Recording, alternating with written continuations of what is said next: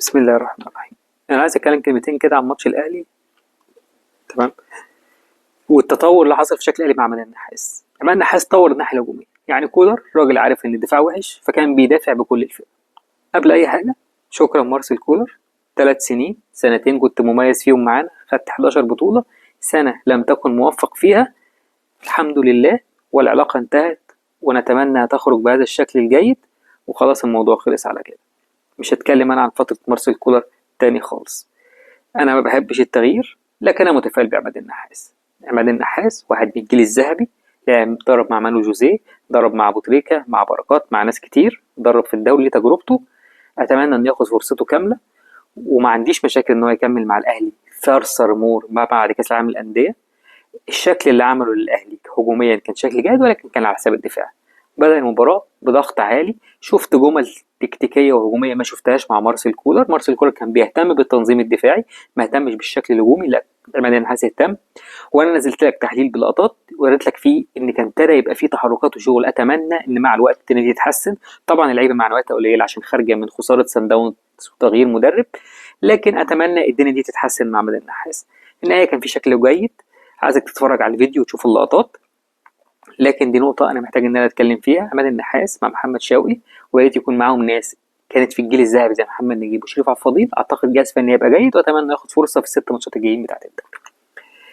بالنسبة لمدرب الأهلي، زي ما قلنا شكرا لمارسيل كولر. وأنا يعني إيه، عارف يعني بعد ما شفت الماتش شفت المستوى المغزي بتاع الدفاع وحراسة المرمى، وأنا نزلت لك فيديو فيه تحليل القصة دي كلها. اظن انت الدنيا واضحه معاك ليه هو كان بيدافع بهذا الشكل. انا لا اجد له مبرر، هو كان المفروض يطور مستوى اللعيبه، ولكن انا الخواجات بصفه عامه كلهم بيجوا ياكلوا عيش. انا لسه بقعد بقى اجيب مدافع واعلمه واقول له ازاي تدافع؟ لا يا عم، كبر مخك، انتوا ما بتعرفوش تدافعوا خلاص، انا خلي نص الملعب يدافع. وقد كان.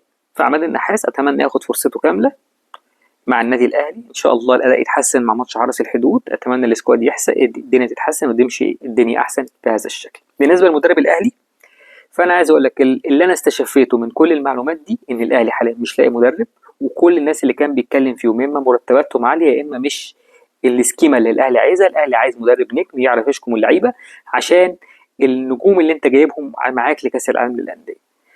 فانا بقول لك الاهلي في 3 4 مدربين هو بيفكر فيهم، انا مش عارف هم مين ومحدش عارف هم مين. وسيبك بقى من كل الاسامي اللي انت سمعتها، بريسك وروزا ومش عارف مين والكلام ده كله. ده اتعرض ده لدرجه ان رافا بينيتز الراجل اللي خد دوري ابطال اوروبا سنه 2005 اتعرض على الاهلي.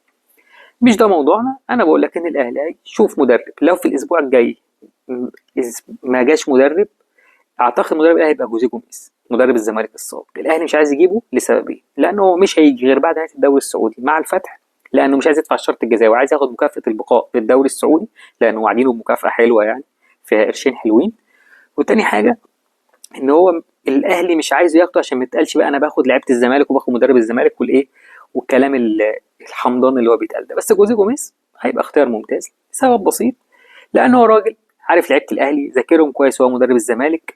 حتى اللعيبه الجديده اللي هتيجي، زيزو هو مرنه في الزمالك، تريزيجيه هو راجل اشتغل معاه او مش اشتغل معاه، اكيد هو معروف. يعني مش هيبقى 3 4 لعيبه، مش هتبقى مشكله بالنسبه له، هيبقى عارف اللعيبه بشكل كويس. فده يعتبر الخيار المثالي بالنسبه للاهلي في التدريب. طيب، النقطه اللي بعد كده اللي انا عايز اتكلم فيها هي نقطه زيزو وازمه زيزو مع الزمالك. يعني انا بغض النظر عن زيزو لاعب رايح الاهلي ولا القصه دي كلها، الموضوع ده كله مش عاجبني.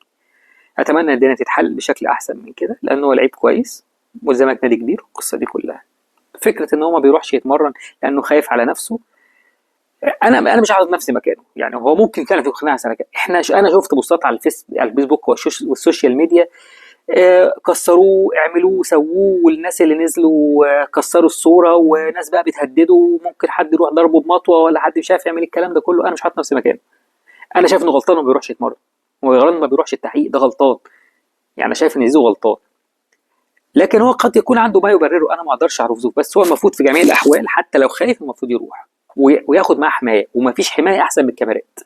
خد ناس معاك تصور، خلي كاميرا من هنا وكاميرا من هنا وكاميرا من هنا، ان دي اكتر حمايه ليك. وروح واحضر تحقيق وقول انا الظروف 1 2 3، عايزين نتمرن، عايزين نلعب ملعب. شوف النهايه هم مش هيلعبوه، يعني هم في النهايه مش هيلعبوه، عشان بس الكلام يبقى واضح، لانه عارفين انه رايح الاهلي.